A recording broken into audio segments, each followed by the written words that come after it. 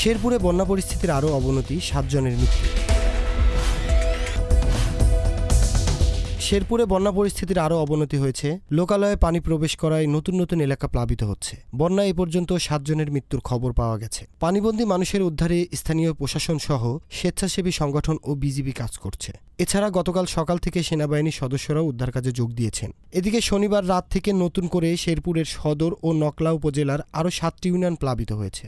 পাহাড়ি ঢল অব্যাহত থাকায় শেরপুরের মহারশী, সোমেশ্বরী, চেল্লাখালী, ভোগাই ও মৃগী নদীর পানি বিপদসীমার উপর দিয়ে প্রবাহিত হচ্ছে। এতে শেরপুরের সার্বিক বন্যা পরিস্থিতির ব্যাপক অবনতি হয়েছে। এখন থেকে শেরপুরের 5টি উপজেলায় 28টি ইউনিয়নের 2 শতাধিক গ্রাম প্লাবিত হয়েছে। আর পানিবন্দী হয়ে পড়েছে 1.5 লাখ মানুষ।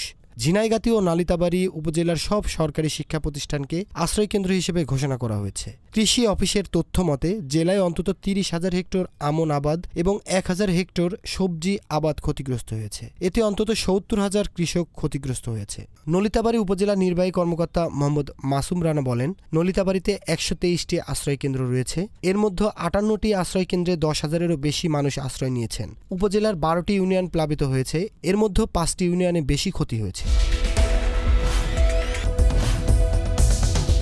ডেস্ক রিপোর্ট, গণমানুষের আওয়াজ।